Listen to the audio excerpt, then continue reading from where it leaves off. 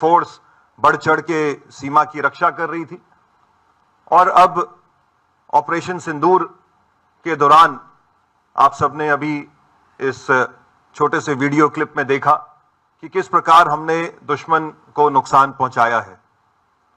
चाहे शांति का समय हो या हॉस्टिलिटी का समय हो, बीएसएफ ने हमेशा ये साबित किया है कि जब तक हमारे बहादुर जवान सीमा पर देश की सरहद पे तैनात हैं तो देश के नागरिक निश्चिंत होके देश के भीतर अपने कार्यों को अंजाम दे सकते हैं। जब 22 अप्रैल को पहलगाम में वो दर्दनाक मैसेकर आतंकवादियों के द्वारा पर्यटकों के ऊपर करा गया, तो उसके बाद से सभी को इस बात की अपेक्षा थी कि पाकिस्तान में स्थित आतंकवादी संगठनों के ऊपर भारत के द्वारा स्ट्राइक्स की जाएंगी। तो स्ट्राइक्स वर इमिनेंट, और स्ट्राइक्स होते ही ये भी इस बात की भी आशंका थी कि पाकिस्तान के द्वारा रिटेलिएशन भी करा जाएगा। तो 22 अप्रैल के बाद से तुरंत बाद से ही इस जम्मू के संवेदनशील क्षेत्र में, जिसमें बीएसएफ की डिप्लॉयमेंट पुंछ में भी है, राजौरी में भी है, लाइन ऑफ कंट्रोल में हम भारतीय सेना के साथ कंधे से कंधा मिला के सीमा की रक्षा वहां पे भी कर रहे हैं, और उसके साथ साथ जम्मू, कठुआ, सांबा के भी क्षेत्र में हम अंतर्राष्ट्रीय सीमा पे प्रथम पंक्ति के तौर पे बैठे हुए हैं।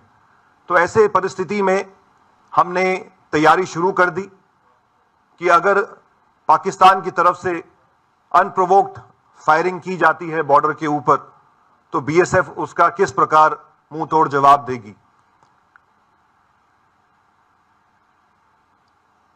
जब यह घटना घटी 22 अप्रैल को, और उसके बाद से हमने बॉर्डर पे जब अपनी निगरानी को और ज्यादा मजबूत किया, तो यह देखने को आया कि पाकिस्तान रेंजर्स, जो कि हमारे काउंटर पार्ट हैं सीमा के उस पार, उन्होंने अपनी फॉरवर्ड पोस्ट में आना छोड़ दिया था। उन्होंने सीमा के नजदीक आना, अपनी एक्टिविटीज को सस्पेंड कर दिया था, और वो उनकी जो मूवमेंट है वो सारी की सारी उनकी बॉर्डर आउटपोस्ट तक ही सीमित हो गई थी, जो कि सीमा से थोड़ी सी दूरी पे है। लेकिन बीएसएफ की जो डोमिनेशन स्ट्रेटेजी थी वो बहुत एग्रेसिव थी। आप सब जानते हैं कि हमारी सीमा पे सीमा चौकियां हैं, जिनको हम बॉर्डर आउटपोस्ट कहते हैं, जहां पे हमारे जवान दिन रात रह के सीमा की निगरानी करते हैं। लेकिन इसी के साथ साथ सीमा चौकी और अंतर्राष्ट्रीय सीमा के बीच में हमारी विभिन्न पोस्ट्स हैं, फॉरवर्ड पोस्ट्स हैं, जिनके चलते हम अंतर्राष्ट्रीय सीमा का चप्पा चप्पा पे निगरानी रखते हैं। तो हालांकि पाकिस्तान रेंजर्स पीछे चले गए थे, लेकिन बॉर्डर सिक्योरिटी फोर्स के सभी बहादुर जवान, उसमें महिलाएं भी शामिल थी, पुरुष भी शामिल थे, वो उन फॉरवर्ड पोस्ट पे डटे रहे। और 7 मई को जब ऑपरेशन सिंदूर को लॉन्च किया गया, उसके बाद से लेके और जो आगे की घटना घटी, जो आप सबकी जानकारी में है, बॉर्डर सिक्योरिटी फोर्स के सभी जवानों ने सीमा के नजदीक डटकर अपने देश की सीमा की रक्षा करी है। इसके साथ साथ मैं आपको यह भी अवगत कराना चाहूंगा कि अंतर्राष्ट्रीय सीमा पे जो भारत का वर्चस्व है, जो डोमिनेशन है, उसको बरकरार रखने के लिए हमारी कुछ ऐसी भी पोस्ट हैं जो कि तारबंदी से आगे हैं, जो बॉर्डर सिक्योरिटी फेंस से आगे हैं। हमारे बहादुर जवानों ने इस क्रॉस बॉर्डर फायरिंग के दौरान भी उन पोस्टों को मैन किया, उसमें डटे रहे और दुश्मन का मुंह तोड़ जवाब दिया। और इन पोस्ट्स में हमारी बहादुर महिला कर्मी भी तैनात रही हैं, जो आज इस ऑडिटोरियम में उपस्थित है। और हम चाहेंगे कि इस ब्रीफिंग के बाद मीडिया कर्मियों के साथ उनका इंटरेक्शन हो, आप उनसे खुलकर सवाल जवाब कर सकते हैं। 7 मई को जब ऑपरेशन सिंदूर लॉन्च हुआ, तो उसके बाद से इंटेलिजेंस एजेंसीज की ओर से हमें इस प्रकार के भी इनपुट्स आ रहे थे कि क्रॉस बॉर्डर फायरिंग में, उसकी आड़ में पाकिस्तान के द्वारा दोबारा से आतंकवादियों को सीमा पार घुसपैठ के लिए भेजा जा सकता है। और ऐसे में सीमा की चौकसी बेहद जरूरी हो गई थी। अंतर्राष्ट्रीय सीमा पे जो घटनाक्रम हुआ उसके बारे में मैं आपको संक्षिप्त में अवगत कराना चाहूंगा। 8 तारीख की रात को जब हम सीमा की निगरानी कर रहे थे और हमारे इलेक्ट्रॉनिक सर्वेलेंस इक्विपमेंट से हम सीमा की उस पार भी देख रहे थे, तो यह देखा गया कि पाकिस्तान की सियालकोट डिस्ट्रिक्ट के इलाके में, जो हमारे सांबा के ऑपोजिट लगता है, वहां पे एक बड़े समूह की मूवमेंट वॉच करी गई और लगातार उस मूवमेंट को हम ट्रैक करते रहे और वो जो ग्रुप था वो अंतर्राष्ट्रीय सीमा के नजदीक बढ़ता रहा। रात का समय था, वहां का जो इलाका है वो अंड्यूलेटिंग ग्राउंड है, टूटा हुआ ग्राउंड है। उसका आड़ लेके ऐसा ये प्रतीत हो रहा था कि दुश्मन की ओर से घुसपैठ की कोशिश की जा सकती थी। बीएसएफ ने ये फैसला लिया कि जब तक ये समूह हमारी निगरानी में है हम उनको अंतर्राष्ट्रीय सीमा को पार ना करने दें, और इसीलिए 8 तारीख की रात को बीएसएफ के द्वारा सांबा क्षेत्र में प्रीएम्प्टिव स्ट्राइक्स लॉन्च करी गई। प्रीएम्प्टिव स्ट्राइक्स को लॉन्च करते ही एक तरफ हमने दुश्मन को सरप्राइज कर दिया, लेकिन उसके कुछ समय बाद पाकिस्तानी पोस्ट से हमारी पोस्टों के ऊपर फायर शुरू हुआ और उसकी तैयारी हमने पहले से कर रखी थी और उसी का ये फलस्वरूप रहा कि हम उस क्रॉस बॉर्डर फायरिंग में हमने पाकिस्तान की कई पोस्टों को भारी नुकसान पहुंचाया और हमारा खुद का कोई भी नुकसान नहीं हुआ। उस इलाके के जो सेक्टर कमांडर हैं श्री मंड, वो हमारे बीच में उपस्थित है। मैं अब उनसे अनुरोध करूंगा कि वो चंद शब्दों में आपको उस घटनाक्रम के बारे में अवगत कराएं। डीआईजी इंद्रेश्वर नगर। धन्यवाद श्रीमान। 8 तारीख की रात को जैसे आईजी साहब ने बताया, अभी काफ़ी इनपुट्स हमारे पास थे। अभी भारी जमावड़ा जो उग्रवादियों का सियालकोट एरिया में जो इनके लॉन्च पैड्स हैं वहाँ पे है, तो हमने 10 बजे के आसपास हमारा जो सर्वेलेंस डेस्क हैं उन्होंने इनका मूवमेंट को डिटेक्ट किया एडवांस में, और कोई 40-50 के आसपास का मूवमेंट ये था जो बॉर्डर की तरफ बढ़ रहा था। तो उस समय अंदेशा एप्रिसिएशन यही था भी या तो ये इन्फिल्ट्रेशन करेंगे या हमारे फॉरवर्ड जो बंकर्स हैं उनका नुकसान पहुंचाने की ये कोशिश करेंगे। तो इस पर कॉल लिया गया, तो प्रीएम्प्टिव हमने उनको स्ट्राइक किया, जिससे भारी नुकसान उनको हुआ। उनका मूवमेंट जो है स्कटल हुआ उस एरिया में।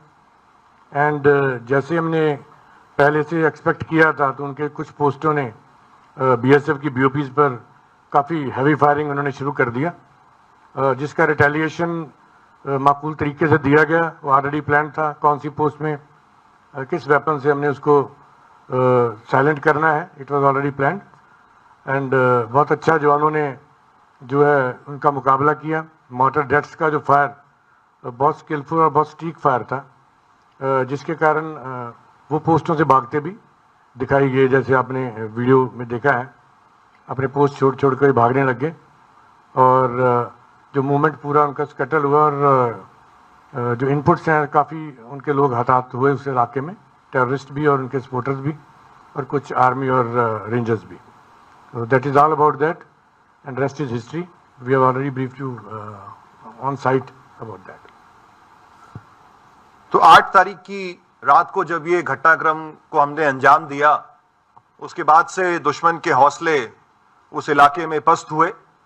अगले दिन 9 तारीख को पाकिस्तान के द्वारा सांबा का इलाका छोड़कर जम्मू के उत्तरी इलाके में जो अखनूर के नजदीक पड़ता है, वहां पे अंतर्राष्ट्रीय सीमा पर अनप्रोवोक्ड क्रॉस बॉर्डर फायरिंग को शुरू किया गया और उसकी तैयारी बॉर्डर सिक्योरिटी फोर्स ने पहले से कर रखी थी। और 9 और 10 को भारी बमबारी बीएसएफ के द्वारा पाकिस्तान के बॉर्डर बेल्ट पे करी गई। इस दौरान हमने ये प्लानिंग कर रखी थी कि मौका मिलेगा तो अंतर्राष्ट्रीय सीमा के नजदीक जो आतंकवादी लॉन्च पैड्स हैं उन पे भी बीएसएफ के द्वारा हमला किया जाएगा। और इसी घटनाक्रम में 9 और 10 की रात को बीएसएफ के द्वारा लश्कर तौयबा के एक लॉन्च पैड जो कि पाकिस्तान में स्थित है, जिसका नाम लूनी है, जो महज अंतर्राष्ट्रीय सीमा से 3 किलोमीटर के फासले पे है, उस पे बीएसएफ के द्वारा एक सुनियोजित योजना के तहत हमला किया गया। और इस घटनाक्रम के बारे में आपको और संक्षिप्त तौर पे अवगत कराने के लिए मैं अब अनुरोध करूंगा डीआईजी सेक्टर सुंदरमणि श्री वीरेंद्र दत्ता से कि वो आपको इस घटनाक्रम के बारे में बताएं। धन्यवाद सर। जैसा कि सर ने बताया कि 8 तारीख को जो इंसिडेंट हुआ था उसके बाद उन्होंने अपना मूवमेंट हमारी तरफ बढ़ा दिया था। इसी संदर्भ में हमारे पास एक इंफॉर्मेशन आई थी जहां पे कि बताया गया था कि 18 से 20 मिलिटेंट का लूनी में होने का न्यूज़ है और वो उनका एक्सपेक्टेड ये था कि वो जो है क्रॉस बॉर्डर फायर का फायदा उठाते हुए वो इन्फिल्ट्रेट करेंगे सो दैट बाद में जाके हिंटरलैंड के अंदर ये हमारी आर्म फोर्सेस के या हमारे कैंपसेस को ये टारगेट कर सकें।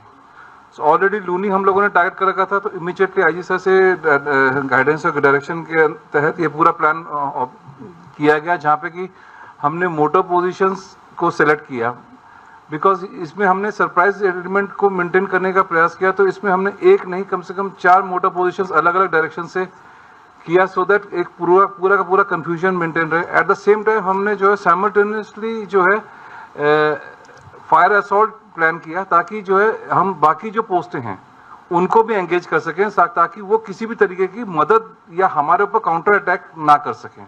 तो एक बहुत ही कोऑर्डिनेटेड वेल प्लान ऑपरेशन था जहां पे कि हमने 2 फेजेस में उसको किया ताकि हम मैक्सिमम जो है उस पे कैजुअलिटी इन्फ्लिक्ट कर सकें एंड वो हम अचीव भी कर पाए। एंड लूनी पूरी तरीके से डिस्ट्रॉय भी हुआ और उनको काफ़ी कैजुअलिटी का सामना करना पड़ा। ना सिर्फ उनको बनस्पत की जो डाइवर्जनरी टैक्टिक्स के तहत हमने उनकी बीओपीज को एंगेज किया, उसके अंदर भी उनकी काफ़ी पोस्टें जो पूर्णतः क्षतिग्रस्त हुई and it was a successful operation. Thank you DIG साहब। इसी के साथ साथ 9 और 10 की रात को जब आरसपुरा सेक्टर के इलाके में भी फायरिंग चल रही थी, जिसमें दोनों ही तरफ से पिच्ड बैटल्स लड़ी जा रही थी, तो बीएसएफ डटी रही और उस इलाके में भी एक पाकिस्तानी लॉन्च पैड मस्तपुर के बारे में हमें 7 मई से पहले कुछ इनपुट्स आए थे। तो बीएसएफ के द्वारा उस लॉन्च पैड को भी टारगेट किया गया और उस इलाके में जो हमारी कई बटालियंस के ऊपर फायर आया और किस प्रकार हमने पाकिस्तानी बॉर्डर एसेट्स को नुकसान पहुंचाया, उसके बारे में बताने के लिए मैं अनुरोध करूंगा DIG sector headquarter Jammu Shri Chitrapal से कि वो आप सबको ब्रीफ करें। जैसा कि आईजी सर ने बताया है कि 9 तारीख की शाम को मेरे जो सेक्टर आरएसपुरा में काउंटर पार्ट की तरफ से बहुत ही मतलब टारगेट किया गया पोस्टों को। तो उसमें तकरीबन 9:15 बजे हमारी एक पोस्ट काउंटर पार्ट ने फायर शुरू कर दिया। पहले उन्होंने फ्लैट ट्रेजेक्ट्री वेपन से फायर किया, उसके बाद उन्होंने मोटर से फायर किया और पिन पॉइंट वो हमारी पोस्टों को निशाना बना रहे थे। साथ में वो हमारे गांव को भी निशाना बना रहे थे, जिसमें एक इंटरसेप्शन में ये सुनने में आया कि वो बोल रहे थे कि अब्दुलिया को हिट करो, अब्दुलिया को हिट करो, क्योंकि ये अपना रेजिडेंशियल पूरा एरिया है और उसको हिट कर रहे थे। इसका हमारे जवानों ने बहुत ही मुस्तैदी से इसका जवाब दिया, फिटिंग उनको रिप्लाई दिया मोटर से और फ्लैट ट्रेजेक्ट्री वेपन से। सुबह 4:30 बजे करीब फायर थोड़ी सी उस समय कम हो गई थी और उस समय ड्रोन की एक्टिविटी उन्होंने बढ़ा दी और ड्रोन की जैसे एक्टिविटी बढ़ाई फिर उन्होंने अकस्मात 5:15 बजे करीब दोबारा से उन्होंने सभी पोस्टों पे दोबारा फायर किया और हमारी एक बीओपी ने जो पोस्ट से थी हमारी मोटर पोजीशन, उन्होंने मस्तपुर जो काउंटर पार्ट के एरिया में एक लॉन्च पैड था उसको पूरी तरीके से उसको तबाह किया। और बार बार ये उसकी खबरें आ रही थी कि ये लॉन्च पैड है, इससे वो अपने मिलिटेंटों को हमारे एरिया में भेजने की उससे कोशिश करता है। तो उसको हमने बिल्कुल तबाह किया और उनकी पोस्टों को हमने टारगेट किया और उसमें उनकी पोस्टों के बंकर्स थे, उसके कम्युनिकेशन टावर्स, जिससे वो हमारे ऊपर निगरानी रख के और पिन पॉइंट फायर गिरा रहे थे, उनको हमने तबाह किया। और फायरिंग के दौरान देखा गया कि उनके जवान जो है पोस्टों से पीछे जा रहे थे दौड़ के, और इंटरसेप्शन से लग रहा था कि उनको भारी इसमें